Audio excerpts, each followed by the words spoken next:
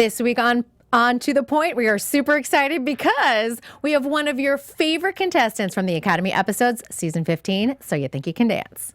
Welcome to Popcorn Talk, featuring movie discussion, news, and interviews. Popcorn Talk. We talk movies. All right, you guys, welcome on into The Point with Kristyn, Burtt. I am so excited about this episode. It has been in the works for months, let me tell you. Not even like 1 month or 2 months, probably more like 4 months.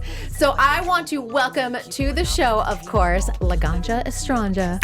Yes, God, honey. I love it. Also known as Jay Jackson, depending on where, you know. Depending on the wig. Depending on the wig. Today, Jay Jackson, That's right? Today here in my male form, just ready to turn up and turn out with you. I love it. I love it. We have so much to talk about. In fact, I was like throwing questions at him and I'm like, but don't tell me the answer. Surprise me on air, because I really do think a lot of important topics and I really want to hear your point of view because we've talked a lot about them when it comes to So You Think You Can Dance. And I'm going to start right off with the show because it's one of those things. You came onto the show this season. I saw you at the Academy. We didn't get a chance to interview you, but I was always thinking this is such a perfect opportunity to have more representation on this show.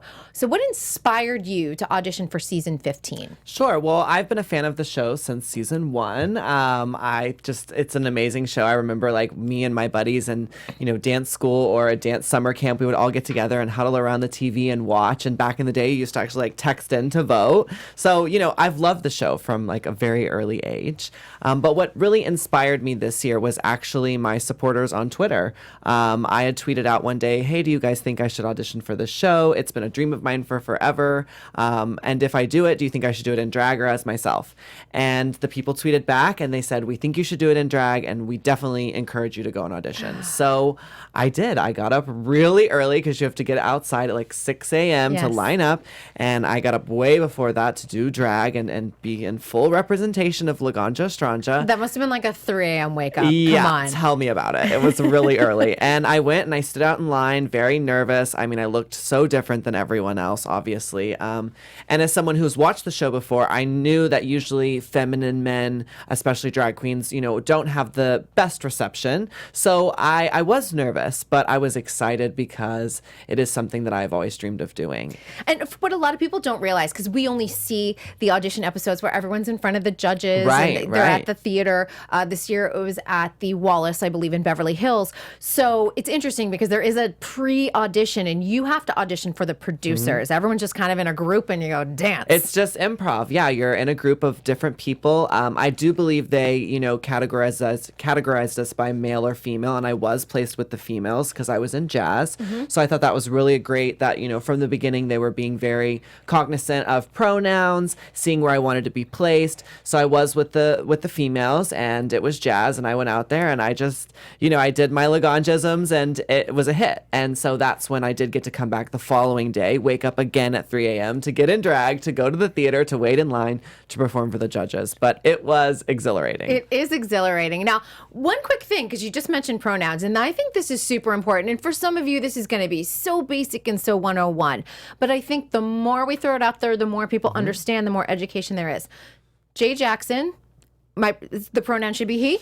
So for me, I identify as non-binary. So a typical pronoun with non-binary people is them and they. But for me, that just is really weird because it's like a plural. And so it just doesn't work for me. So I actually prefer she or her. Mm-hmm. But I also like to say that all pronouns are welcome. So I don't really care how I'm addressed as someone who is non-binary and who does identify with both the feminine and masculine sides of myself. So I think for most people, when I present myself as a male, they use the pronouns he, and when I present myself as a female, they use she. But again, if someone is like going to ask my preference, I would say she, and then I would also say that they're all welcome. I'm open. Well, that's good to know, and I think it's different for everyone. And like you said, it's important you ask and you get to know. Mm-hmm. And that's exactly it. That's why I'm always just saying, I think people get afraid of asking, but actually asking is the appropriate thing. Yeah, it's literally just what is your preferred pronoun? That's all you have to say. And people who have a different pronoun than what they identify or from their cis self, they'll tell you, they want to be asked. So don't be afraid to ask and get in there and be a part of the conversation. Yes, asking pronoun, it's not offensive. It's No. actually awesome. Yeah. So I just want to throw that out to people just in case people have questions or anything Sure, else like that. Super totally. important.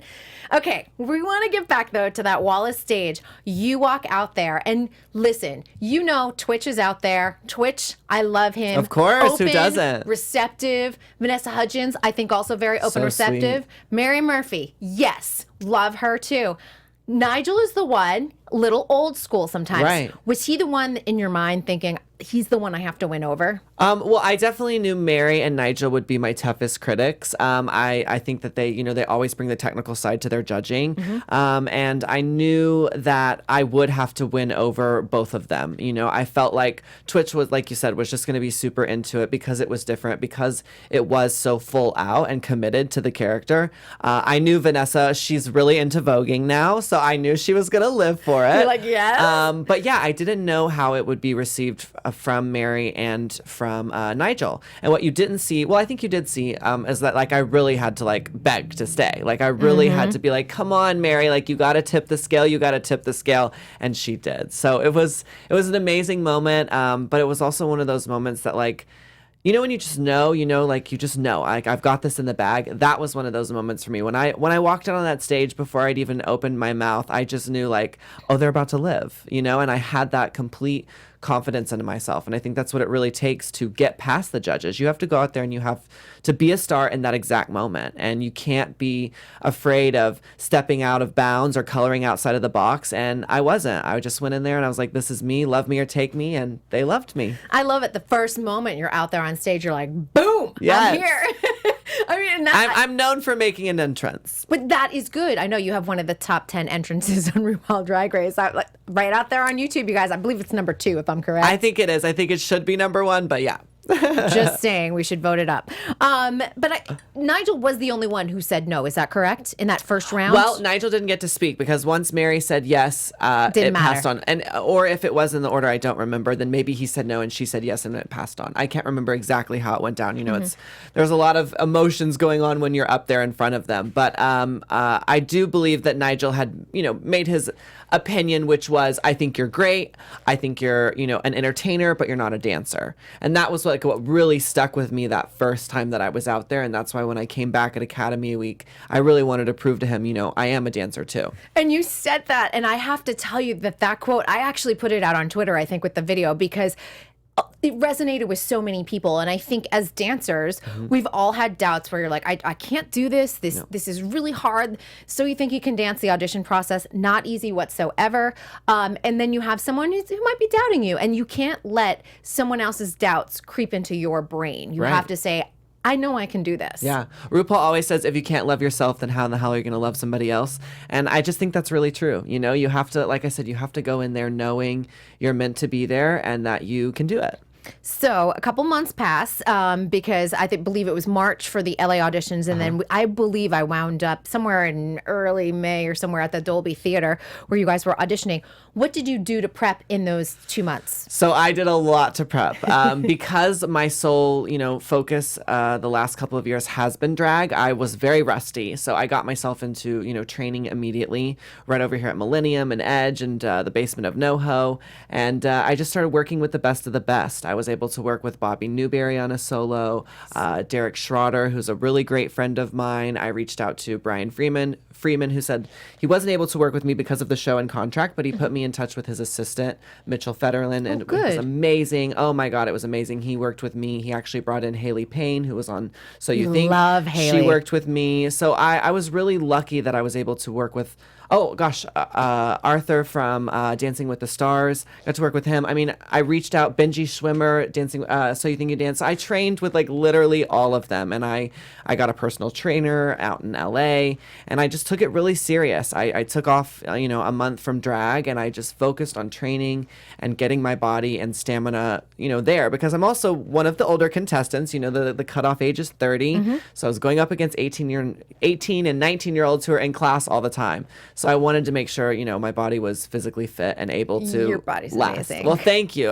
It's one thing to look amazing. It's another to, like I said, the stamina that requires that audition. It's no joke. No joke.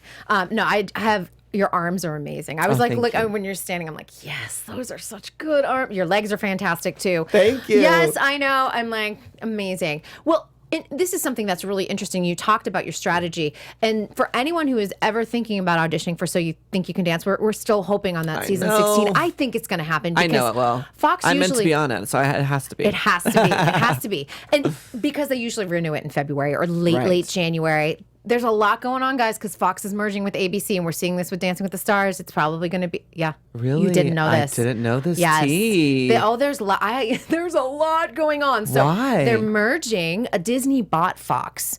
So Fox News, guys, is going to be its own division, not owned by Disney. Everyone should know this. Of course, yeah. So it's good. Yeah. Send it away. But the Fox entertainment properties are going to be a part of Disney. So there's a lot of shuffling with executives. But you have an executive over at Fox by Rob Wade, who used to be in charge of Dancing with the Stars. He's a big fan of So You Think You Can Dance. This show does great numbers on the +7, which means like DVR, streaming, YouTube, all of those things. So fingers crossed. It did really well in season 15. And I feel what I've heard through the grapevine is that things are looking positive. We don't have an official until Fox says, hi, we're picked up. But, well, they will. I have faith in all the worlds. But I'm only hearing positive things behind the scenes, and I'm going to see Nigel next week. So I'll let you guys know if I hear any more. Okay, good. We'll be watching. I know, but just so everyone knows that there's a lot going on and everything. So something that's important: having a strategy. Yes. Working with former contestants, working with people who have their hands in the cookie jar. Doesn't necessarily mean it's going to get you on, but they understand what it means for a contestant to get on the show. Correct. And they know exactly what the judges want to see in your solo. So that's why it was important for me to have those people choreograph my solos, because, when you go to Academy Week, you have to have several solos. Ones that you will present and ones that you may be called on to present, in a dance battle or something like that. So for me, because I'm in Los Angeles and because I do have a platform through Drag Race, I was able to just reach out to these people and get their attention. And I'm so thankful that so many of the LGBT, brothers and sisters pulled through for me and worked with me on my dance training, because I really do think it made me a lot more confident to go in there. And you're working on ballroom, obviously, if you're working with Artur, which is, we know, one of the things that you have to work on.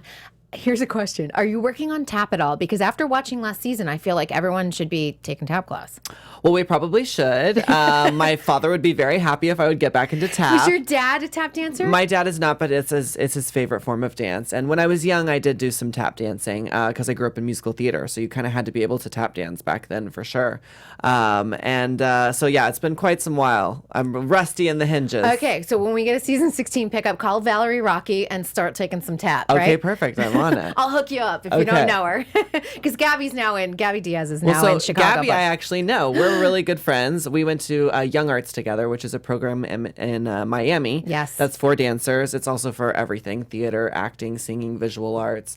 So we went to that program together. So I actually know her. So maybe I could squeeze in a lesson with her. Yeah, fly to Chicago or fly her out here in LA. I know she's doing so well at Chicago. She's amazing. Her. I love her. What did you think in terms of the Academy Weeks? What were your biggest challenges? Well, I think my biggest challenge was once they had me get out of drag and go into my male form. That was kind of like, when Superman loses his cape. Like once I lost the wig, I really was a little uncomfortable, because I really wanted to showcase, what I could do all in drag, and I wasn't quite mentally prepared for coming in as a boy. I'd been practicing ballroom as a girl. I'd bought, high heels, which, a fun little story, my partner's heels actually broke that day, so she wore mine. Which was really fun. You were a lifesaver. I was a lifesaver. But so I was really nervous to go in that day to do ballroom as a male. But I actually, Well, I did okay. I messed up when they presented me with Stephanie because she was so good. It really threw me Stephanie off. Sosa. Oh my Yes. God, she's amazing. So it really threw me off. But I still think I showcased, the training, and I was able to just, switch feet because everything I'd been learning was like to the left. So now I had to switch to the man and be the right. So It's hard it was for challenging. the brain. Okay, so let's talk about this because this was one of my questions too. Talking about name and obviously auditioning as a boy versus Laganja. How much of this was your choice? So first of all, let's start with the name because you were Miss Estranja, right? Were you allowed to use the Laganja name, or did they make you drop that? So they actually never got that option. I chose before I went in there to be Miss Estranja because I knew it was on Fox, because it is a family-friendly show. I didn't want to go in there and give them any opportunity to not showcase me. So I just chose to be that. I was never told not to use the name, but I assumed that I would most likely not be able to use that name. So that's why I just went in as Miss Estranja, because to me, a name is just a name. It didn't really matter to me. What mattered more was that my story and my message got on. So And it's still part of your name already. Yeah, so exactly. It's not like you're coming in as a totally different character, No. a totally different person. I was just the more classier version of my drag Oh, character. good. Oh, good. Well, and I asked, and so people know just a little bit of background, when Kaylee Mills was on, but in Pavado, guys, honestly, because that's how she prefers to be referred to. For season 14, she wanted to go on as Impavado. Production preferred Kaylee Mills. She doesn't feel like Kaylee. She feels Right. like Impavado, and I think that's really important. Pointe, another one, also on season 14, prefers Coco. Again, but production encouraged her to be Pointe. And I yeah. think sometimes, especially when you're younger, you don't necessarily know to fight for things like Sure. that. And I suggest to anyone, even if you're 18 and you're afraid someone's going to say no, try and fight for who What you you feel most comfortable with. Right. Yeah. And like I said, for me, it didn't matter. So I was comfortable being Miss Estranja. But I agree with you. If you have an identity that you believe in, you got to fight for it. You got it. You definitely have to fight for it. So that brings me to, did they say, hey, we want you to audition as Jay Jackson? Yes. And could you have said, no, I have to? I think I could have, again, but at that point, I wanted to be on this show so bad that I was willing to do anything to showcase that I deserved to be there, and I knew that I could do it as a boy. So I just was able to take the wig off and show that, I don't need that gimmick to be successful. Right. And in the end, I'm so glad that I got that opportunity. While it wasn't something I wanted, and maybe I would have loved to have been that person that was like, no, it has to be this way. I mean, sure, I wish I would have been that person maybe a little bit, but I don't believe in regrets. I think everything happens for a reason, and I think the fact that I showcased my male side, it gave me confidence to go back this next year when it is renewed as a male in contemporary, which is my real, art form. Jazz is not my strength. That's what, was the closest to categorize the drag performance that I was doing, because it really didn't fall into specialty either. But I think this year, going back just as myself, as Jay Jackson in contemporary, it'll hopefully be a hit. That's interesting. I love hearing this because it's one of those things that, you sit there and I love that we were able to see a drag performer audition for the show. The show has come a very long way. Yes. And I had an interview with Travis on the press line in the week that he did that incredible piece with Darius. You know where I'm going I do, with, yeah. of course. With Darius and Taylor. And he talked about when he was in season 2, the show was like, you cannot say that you are a gay male because all the little girls that are out there voting for you won't vote for you. And he Correct. said, the whole time, I never felt like myself that whole season. And it makes me wonder, Benji was an incredible season 2 winner, but had Travis 100% felt like himself, would he have won? I don't Right. know. Sure. I don't know, because sometimes, you're holding something Yeah. back in a moment like that. So he said he really wanted to continue to push the boundaries of the show. He's And got he did. and he's got the power and the authority, so they respect that now. But Nigel has had, and this is a big thing, you mentioned this, Nigel's had a tough time, I think, over the seasons. Kent Boyd has talked a lot about it, feeling, and I get frustrated with this, the idea that you have to dance masculine or feminine, because I think everyone can dance masculine and feminine, Sure. not just based on your gender. Correct. Yeah, I do. I think that did change. I think that I was a part of that change. And I think that if and when I go back, that change will continue to be seen.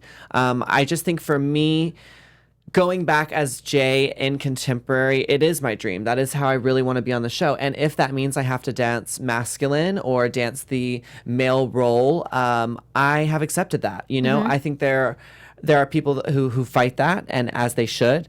But for me, I'm comfortable. I'm comfortable, like I said, as a non-binary being both. And I think now that I've laid the groundwork as a drag queen, I can really go back and be myself. And I think that if and when I were to get on the show, they would highlight the drag now, and they would bring that back into it. Where, you know, as if I had done this the other way around and gone as a guy, then we would have never been able to see. And that's why that was my fight. You know, just by showing up as a drag queen, that's how I made the statement. And that's how I really, you know, spoke for my community. And I feel like if given the opportunity to go on the show, you know, I would be very much myself because I am a gay male. And, you know, even when I went to the live taping as myself, as Jay, the very first live taping, the little girls, they did scream and they did want me to meet me. And it was so cool. You know, I went over and hugged them, and it was such this big moment because I'm not used to little girls screaming for me. I'm used to, you know, older gay men in nightclubs. Right. And it was such a different demographic, but to see that they still were receiving it so well and that they knew who I was out of drag, it was such an eye-opener for me. And it really made me realize, like, you know, by loving both of my sides of myself, you know, it's allowing people to learn, and it's allowing people to, like you said, begin the conversation, ask the questions, and not be so afraid of, you know, orientation. Right. And I think you're making a really great point here. This really was a watershed moment for the show. So I certainly appreciate you auditioning for the show because I feel like younger generations, they're open, they're sponges. They're like, this is great. Awesome. We love all of you. Older generations struggle with it because at the time, it wasn't there, and everyone, you know. I mean, it was, but the education wasn't. Non-binary was not a word people were throwing around as they are now. Secrets. Transgender, you know, we didn't have transgendered women, especially of color, on covers of magazines or on TV shows. So the conversation has been, you know, in the landscape, it's been changing.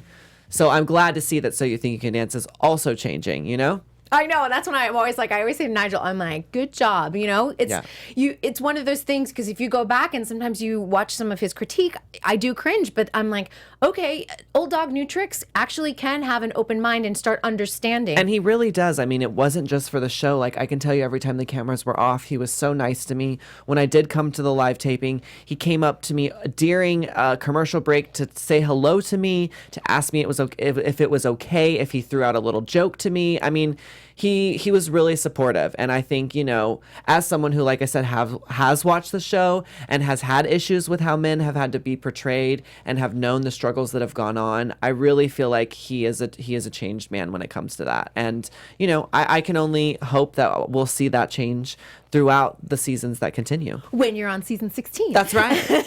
No, and I think what's great, and a lot of people don't realize this, sometimes people don't agree with what Nigel's saying on the judges panel, but I will tell you, everything that he says comes from a pure place. He really does love dance. And if any of you are here in Los Angeles and go to a ballet performance or a contemporary performance or a dance fundraiser, he's the first person there. Yeah. He is always showing up. He's always supporting. So he's on like every dance board you can possibly imagine, from the Wallace over downtown to the Music Center.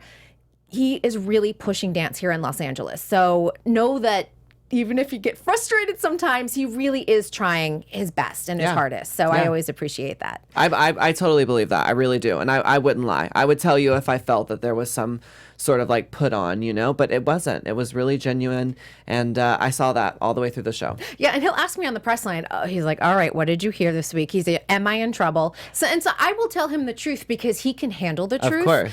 And sometimes he'll go, okay, like he'll accept it and he'll process it and think about it. And I appreciate that because I'm not always delivering great news to him on the press line. Like, oh, you shouldn't have said that on the judging panel today. Or last week, it's still resonating, you know, this week, what you said about a contestant. So, sure. Yeah, amazing. Now, you have you're another one of those BFA dance, right? Hi.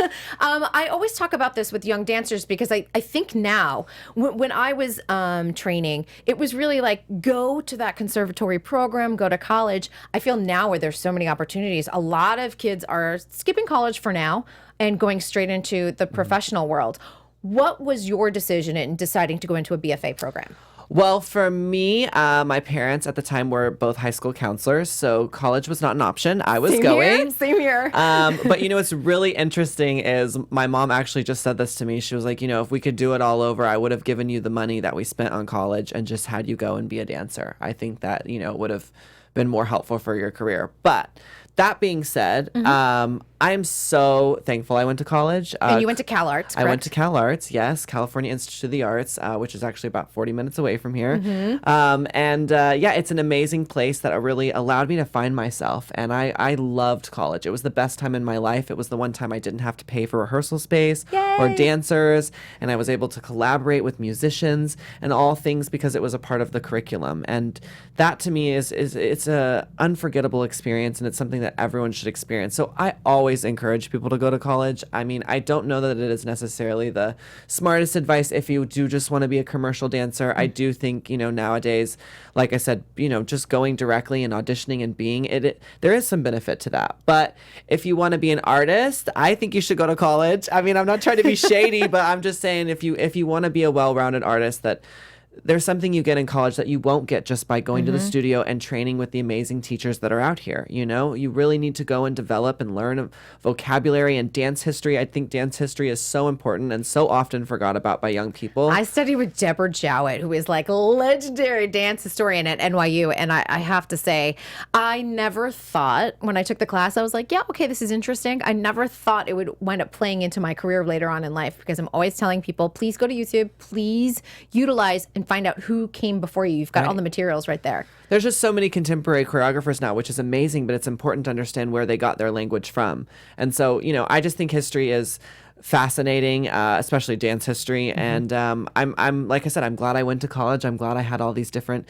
courses and curriculum. I learned how to make my own reel. I learned how to do things on the computer, skills that I do think are super useful to me today now. And as I move forward to becoming a choreographer and to starting my own dance company, I think that BFA is going to play a huge part in that too. Yeah, and it's funny, sometimes you don't see where that degree comes into play until, it takes 5, 6, 7, 10 years sometimes, because your 20s, I think, are a part of like discovering, like, did I go to college for what I really wanted to do? You never know. Yeah. It takes that development as an artist. Because I knew. I knew which is always. good. I was like, I'm going to be a dancer. I want to go to school for dance. Yeah. It was never a choice for me. I always knew. I love that. And, and some people don't know. And listen, I went through a crazy trajectory where I'm like, I'm going to professionally dance. And I did. But then I'm like, I'm burnt out. Yeah. And well, that's where I am with drag. So I feel you on that. Oh, let's talk about burnout. So you are burnt out on drag. I am, actually. Yeah. I turned 30 this year, which I know is still very young. But for me, it's like a big, pivotal moment in my life. And, I went to school to create a dance company, to be a choreographer. And I've been out in LA now for 13 years. And it's been amazing. I've created a platform for myself, but I'm burnt out. I feel like, traveling across the world and jumping off 6-foot stages into splits and doing these crazy tricks and things that I do as Laganja Estranja, it's just not where I see myself anymore. And I really want to focus in on being a choreographer, being a dancer in a more contemporary realm. So I'm burnt out in the sense that I'm burnt out of drag, but not of dance. Dance is still very much my passion. It always will be. I love teaching dance. I have Laganja's Dance School, which is an international, traveling workshop in high heels and confidence. God, I love that. Yeah, it's a lot of fun. So I just want to focus more on that because I find I'm happier when I'm working with others. Do you feel, and a disappointing others when people have expectations on you? So I have a feeling that, do you ever feel like you're disappointing some of your fans by saying, I might be putting like Laganja on the back burner a little bit? Because I know when I was sitting there thinking, I feel like I need to transition, I felt like I was disappointing like my parents who had spent a lot of money on dance lessons and things like that. Only to come circle right back and, be a dance journalist. So it was not there was no waste or anything else like that. People need to realize that. But I do think that this disappointment factor sometimes plays in internally. Sure. I mean, everything happens for a reason. I try not to look at it as disappointment. I just try to look at it as change, because change is inevitable and change is beautiful. So for me as a dancer, you already know that age plays a huge part in it. So you're not going to be able to do what you're able to do at 18 for forever. So I think that goes back into the whole conversation about, do you go to college? Do you take those years, or do you go and use those years?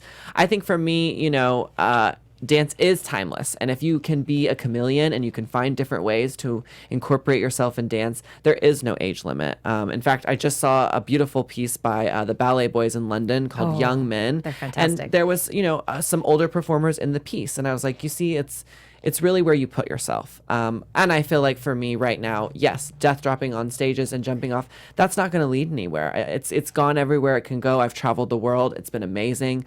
But I really want to focus in, like I said, now on having my own company, having my own body of work as a choreographer, and working with other dance companies on choreography. I mean, I would love to go and work with Netherlands Dance Theater. It's like my dream, like that's the kind of choreography I want to do that I also believe I'm capable of. William Forsythe, people. Yes. And by the Yuri Killian, who's my favorite choreographer. Yeah, incredible choreographers. And by the way, William Forsythe is now at USC Kaufman School. Wow, I didn't know that. I know. I always tell people, I'm like, if you are looking into dance schools for conservatory, USC built a brand new building a couple years ago. I knew that they built a new program. It is killer. Is I it? am so, as an NYU student who had a pretty darn good education, when I was touring the building, I've been there several times now, I'm like, I can't. I'm so jealous because it's the most wonderful balance of like classical training with commercial training. Oh, great. And you're here in Los Angeles. And by the way, their first graduating class is coming up in 2019. Mikhail Baryshnikov is their commencement speaker because they got the money. It's a very expensive school. If your parents are, can afford it, lucky for you, but also like grants, scholarships, whatever you can do to get yourself there. I think they take about somewhere between like 25 students per class. So that's amazing. It's an amazing program. But William Forsythe is the ballet master there now. So Wow. I know. Wow. And then Misty Copeland will come in and just teach a class. And Tyler Peck came in. I mean, it's no joke. Wow. It's no joke. I want to go to college again. I do too. When I went there, I was literally like, I want to go all over again. Yeah, that's amazing. I know. It really is an incredible program.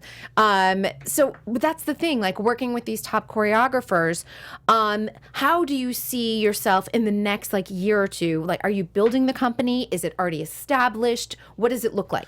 Well, I'm moving to Colorado at the end of January.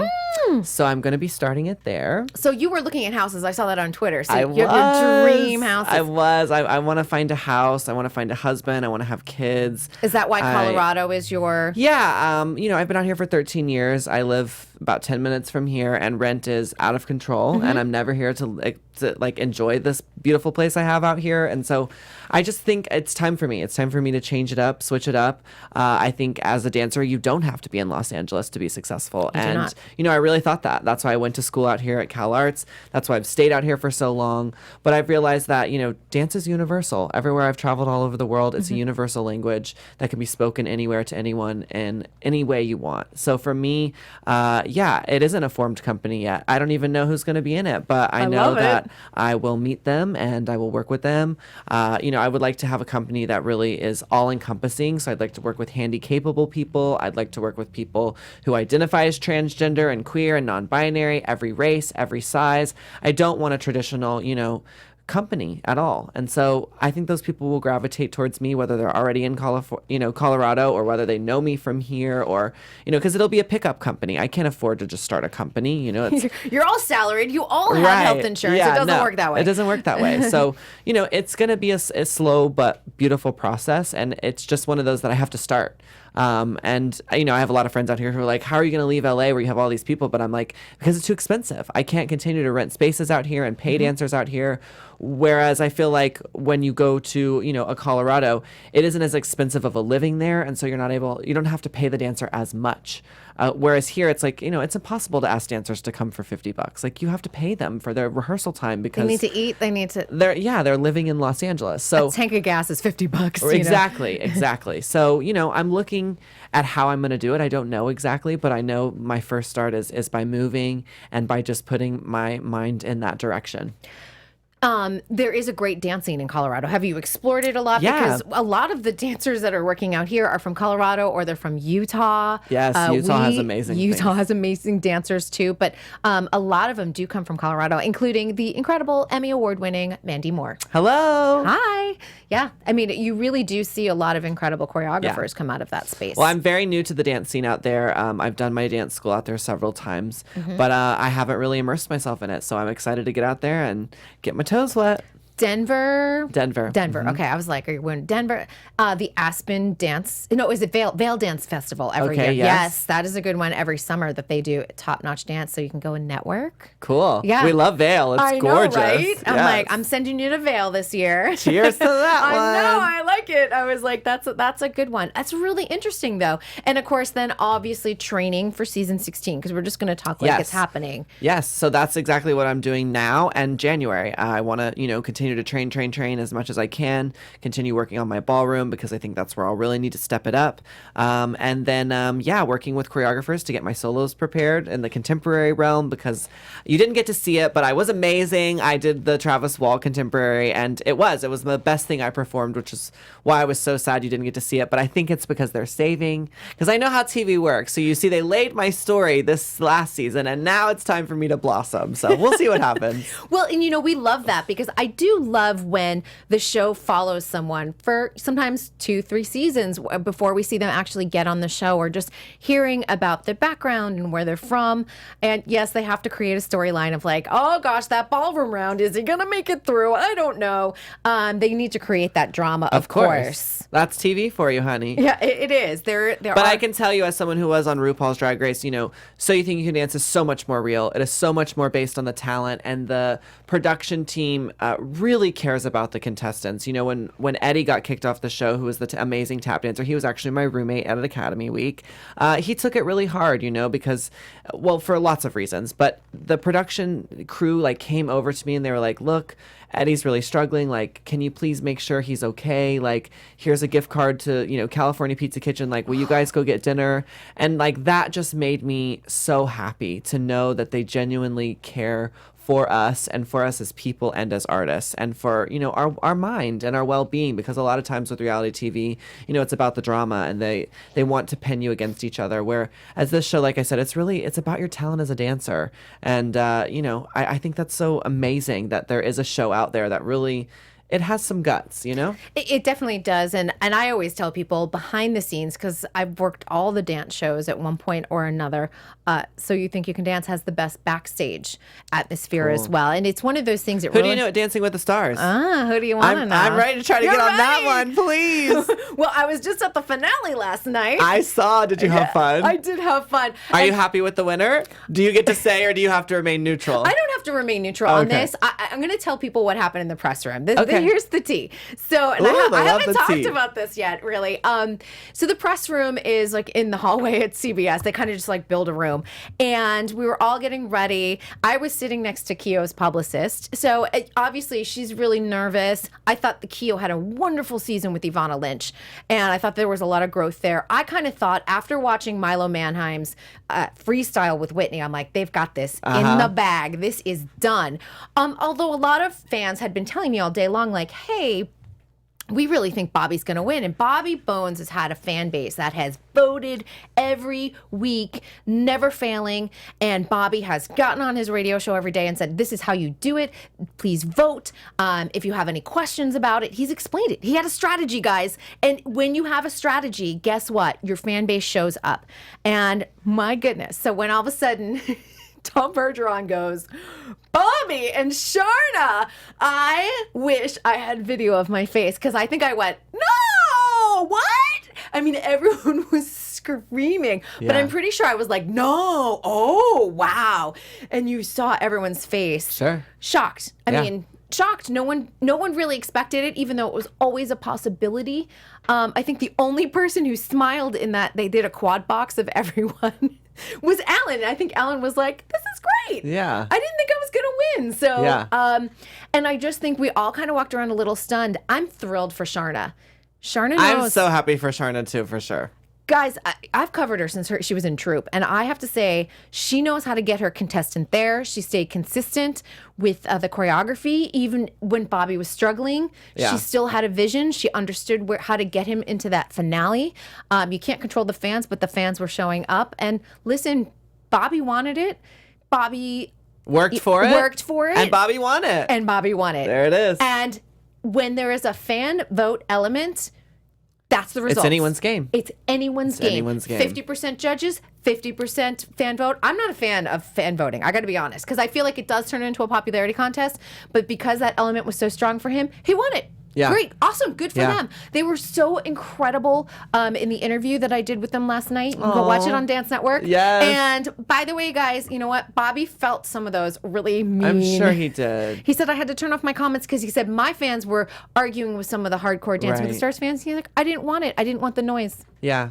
And he even said, he's like, I know I'm not the best dancer, you know? But like you said, he had a strategy. He worked for it. I'm thrilled for him. I will admit, you know, when Tinashe got kicked off, I was mad. That was my girl. That's who I was rooting for. I'm a Tinashe fan. So, you know, that's what got me excited for this season. But, you know, I just love that show. I love any dance show that's on TV. I think it's so important that we have dance on TV. Yes. But, yeah, if you know anyone there, please, can you get me on? We'll have to call Dina Katz. Am I a big enough star yet? Have you met Dina Katz yet? No. She is the queen that has the magic to get you on the show. Please let me meet her. I feel like, you know, I have a great following. I have a fan base. I would definitely have a strategy. I think the RuPaul's Drag Race fans would totally vote. You know, when Courtney Act got on Big Brother this last year, Courtney Act was on my same season of RuPaul's Drag Race season 6. That's exactly what happened. And she won because the Drag Race fan base is so strong. And that's why, you know, I feel like I'm on my soapbox, but that's why I would love a chance to make it to the live showing on So You Think, because I really think the fans of RuPaul's Drag Race would keep me on. Okay, so you think we know that you're auditioning as Jay. What would you do with Dancing with the Stars? I would love to do as Laganja. I think so too. And a full drag, and I would love to have a male partner, and it would be everything. Thank you. And you know who would do it? Benji Schwimmer. Of course he would. Benji and I have talked a lot about this because he said Adam Rippon, who obviously was on season 26 of Dancing with the Stars, was totally open to having a male partner. Yeah. And Benji, if you guys haven't seen the episode when we had Benji here in studio, he makes a great argument about this. It's about lead and follow. It's not about gender. It's not. At all. It's Right. about one person leading, one person following. And I'm going to tell you, I can't spoil too much of this, but another show is going to be, that's taping right now. That's a dance show that's not on ABC and not on Fox. I think I know the show too. They are doing same. I think I know the show. I have a friend who might have been on the show and a choreographer. So yeah. So I'm just saying that I think Dancing with the Stars missed the boat on that opportunity to be the first show to do it. And well, maybe they still will be. This other show is going to air before the other is one. it? Yeah. Okay. It's going to start airing in Well, February. good for them. But I think that's good because They need to join the bandwagon then. yeah, that show has been very willing to just sort of push boundaries all over the place. So I went and watched a live taping and I thought, holy cow, great. Someone's finally doing it here in the U.S. Yeah. Because they're doing it. I was hopeful that, you know, like I said on So You Think, you know, that I would get to do it as in drag the full time and that would happen to me. I was hopeful for that because I do think it's time that somebody really switches it up. I think so too, and I think that audiences, where there's pushback, show it to them so that they can see, because it's not offensive. It's not. I don't know what people have a problem with, honestly, because when you see it, it's beautiful to watch. It's just not traditional. That's all. I know, and sometimes tradition needs to be pushed into another direction. Exactly. You know, I know. So we just spilled a lot of tea. We really did. We had a lot of tea, but honestly, you know, I am happy for Sharna and for Bobby, because I will say that we're sitting here, we're armchair critics. We're watching the show. We don't understand the sweat and the tears that goes into those rehearsals. It's one of the hardest shows to do. So you think Dancing with the Stars, guys, put yourself in their, you know, shoes and understand, even if you're like, he's not Tinashe or he's not Juan Pablo or he's not Milo, everyone puts in an effort. It. Yeah. Listen, I agree. And I think too, had I heard rumors that like he was lazy in rehearsal and he just didn't show up, I'd be like, okay, well, that's weird. That's not the case. No. He was waking up at 2 a.m. to do his show. That's amazing. And rehearse and do everything else. So he good for him. Congratulations, as we say in the game. Congratulations. Yeah, so that's my thoughts on that, even though who knew we were going to give thoughts on something? Well, I love Dancing with the Stars. We're on a dance show. We had to. I know. And then hopefully you guys understood what other show I was talking about. It's not Juniors. It's not So You Think. I did love Juniors too, though. I'm such a fan. It was so good. And we still have a few more weeks. We do. We have a few more weeks. A lot of the juniors were at the show last night, too. Oh, really? Oh, very cool. Yes, they are so cute, and they were running around the confetti. The professionals or the stars? There were mostly there were 2 stars, and then most of the junior pros. But I love the junior pros. They're Mandela amazing. Morris was there, and Akash Vakoti. Oh, amazing. I know. Akash actually showed up at the after party at the Abbey. No, really? That's He and his hilarious. dad. I was like, "You rock on! It's like 10 o'clock. I'm going home Cheers, soon." yeah. But he was the life of the party. People I'm really sure. love Spelling Bee Kid. Yeah, he's the best. He really is the best. But I think Juniors is another one that hoping for a season 2. It wasn't the ratings juggernaut I think that ABC Really? hoped. But it Oh. screams to me a summer series. Don't you think? I just think any junior show is amazing. Like I loved So You Think You Dance Juniors. That was amazing. I love Top Chef Juniors. Like I just think kids are like so beautiful, and so there's such an innocence about kids that is just, and when they're talented on top of that, I mean, I'm there. Sign me up. Next level. Are you teaching kids dance classes? Yeah, of course. Yeah, I work with all ages. You know, I have, well, actually, not all ages. I don't really like the itty bitties. That's too hard. It's when they're tiny. When It's they're like too hard. 3, it's hard. Yeah. But yeah, like 6 to 18. I've worked with at Beyond Belief Dance Company, which actually just got its own Netflix show called Dancing Queen. No. Yes, I'm on episode 4 and 5. You can. Is catch it me already on that. Netflix It is already? already on. Okay. So you can. That's about Alyssa Edwards, who is my drag mom, and just her studio. And so yeah, so I've worked with kids. I love kids. I think kids are our future. So it's important to keep supporting them. So if I go to one of your dance classes, what can I expect? Well, you can expect a really good time, a safe space, hopefully to pick up a naughty Laganja trick or two. And, yeah, my class works just like any other dance class. We have a warm-up, we do across the floor, and a combination. So it's very traditional in its format, but obviously my style is a little different. I love that. How hard is it to teach a death drop? Well, some say I do it incorrectly. So I saw this on Twitter. There was an argument. There was a huge argument between the Vogue and the battle scene between me, which was really disappointing, just the way it came off, because to be honest, after that, I wouldn't want to get involved in the Vogue or battle scene, because it was the way that people talked to me was really negative, and it was really mean.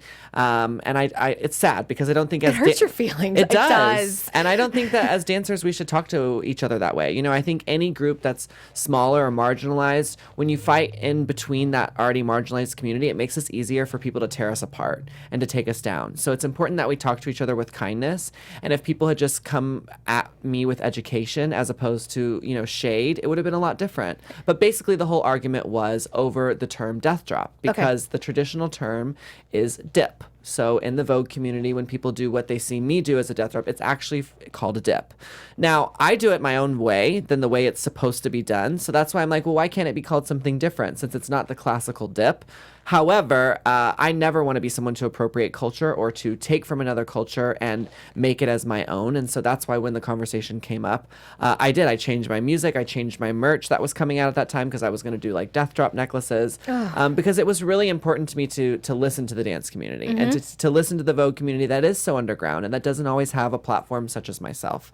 So, it is what it is. Like I said, I hope that next time there's an issue like that, we can approach each other in a better way. But at the end of the day, I did learn the education. I am going on with that. And for that reason, I don't teach the death drop in my class, because I'm not trying to get in any trouble with anybody at any point. It's a very crazy move anyway to teach people. And the last thing I want in my one master class that I do, one time, is to have someone hurt themselves. So we do a modified version of the death drop. And do you call it a death drop, or have you termed it something else? Well, I try to, when I speak about it in print, refer to it as a dip or a dip drop. But when I'm speaking about myself, I just call it the death drop, because that's what I'm known for. And if I say dip drop, people are like, huh? So if people know me and Laganja, they know death drop. But again, when I'm talking about it in print or the background, I always try to make sure people know the dip. And then there's no misunderstanding. Because That's in right. print, you can't go back and say, That's hey, right. look at the tape or listen to the audio recording or anything else like that. Well, and it's interesting, too, because I sit there and I think of like the ballet community, and there's so many different styles of technique. Like there's the basis of what a plie is, but, it looks a little different when it's a Balanchine technique type of thing versus another style. So it's kind of interesting that we can't have little branches of what that looks like. Sure. Yeah. I think it's again, it's just like a gender. It's a conversation we need to be having. Yeah. And so until you ask or until you tell, people aren't going to know. So that's why I always just say, do it with kindness. Do it with kindness. Do it with kindness. Especially where it's Thanksgiving week. Let's all be. Yes! I know. Where everyone. I literally, when I went to my Twitter this morning, woke up. I'm like, okay, they're going to be zen about this whole Dancing with the Stars, because some people are so thrilled that Bobby Bones won, and some people are so upset that he won. And again, have the conversation, because there is always a strategy to winning a reality competition show, always. And that's why I even like to talk about it, where you're like, I strategized in terms of working with these choreographers and getting ready for changing my name. Yeah, exactly. All those things. These are strategies, people. Strategies to win. Strategies to get you as far as possible. That's how you play a game. And reality TV, it's a game. It is a game. It's not real. It's a game. And some of these shows, I always tell people, I'm like, a lot of them have writers, and they're writing these storylines. So don't believe every single Real Housewives storyline. Right. Hello. Exactly. But that's something that's really important to take a look at. And that's why I say Bobby Bones had a strategy. His strategy was not going to be based off of dance technique. Yeah. Yeah, exactly. He came up with some, and now, let me tell you, whenever we get a season 28, I don't know when that is because it doesn't look like a spring season's happening, understand that this show will never be the same because of his voting strategy. It's why we will never have a presidential campaign after 2016 that'll be the same. Right. Always changing, always evolving. Oh, so depressing, gosh. It is, though. But that's the way it goes. We're in season 27. How does that, game change? It changed a lot this season. It did. It did. But hey, you got to introduce me to that person, please. Yeah, he's like, Dina Katz. Right, Dina, what's the tea, girl? And there is a little bit of like, you can't ask too much. Like, you just have to kind of like subtly know that there's interest. If you like tell your fans like, go and tweet Dina Katz or whatever, that is like the bad strategy. Okay, so good. You have to do it like subtly, and maybe your manager, publicist, slide that in like, there's interest. Okay, good to know. So when you're casting the next season, there's a subtlety to it. There's an art form to it. Of course. That's Hollywood, isn't it? Always is. Well, I have to tell you, this was just such a thrill to have you here. Thank you. I'm so happy to be doing more dance-related things. So thank you for giving me a platform to speak and to talk to dancers. It's amazing. Yeah, you are welcome back on the show anytime. Thank you. And people, when you are represented by, I was like, Matt was amazing to deal with. So when you have great people representing you, it's such a pleasure. Even it took us, I think we worked together about 4 months altogether, just working with your schedule, figuring out when you were in town. I know, right? I've been gone for the last 3 months. You have, but when I had an opening, and then I was like, I have this date. Will this work? And it really did. And it's great. Thank you. Yeah, I know. And a lot of the fans watching the show were like, we're so excited. Oh, I'm really glad. It's an honor to be here. And hopefully we'll be seeing each other on So You Think You Can Dance. That's right. Season 16, which means I will see you in the press line. Yes. I'm going to just throw that. I'm going to imagine it. I'm going to visualize it. Exactly. Yes. Don't dream it, be it. Exactly. Now, where can everyone find you on social media, connect with you? Sure. So I made it really simple. It's Laganja Estranja on all my platforms. That's Facebook and Twitter and Instagram and Snapchat and Tumblr. And you have a brand new song out too? I do. I just dropped a new single called Smoke Break, which we heard in the intro. I also released Look at Me earlier this year. I have a new album coming out next year called Exhibit A, so you can check it out on iTunes. So excited. All right. Well, thank you so much for being here. I love our conversation. And you guys, we will be back next week. We've got a really special guest. I'm going to announce it probably after Thanksgiving because you guys are so busy. Everyone is all in Thanksgiving mode. So we want to wish you all a happy and safe Thanksgiving. We are grateful for all of you. For all of the latest dance news, be sure to check out dancenetwork.tv. And we want to thank Dance Network and Popcorn Talk for hosting us today. Bye. From producers Maria Menounos, Kevin Undergaro, Phil Svitek, and the entire Popcorn Talk Network, we would like to thank you for tuning in. For questions or comments, be sure to visit popcorntalk.com. I'm Sir Richard Wentworth, and this has been a presentation of the Popcorn Talk Network. The views expressed herein are those of the hosts only and do not necessarily reflect the views of the Popcorn Talk Network or its owners or principals.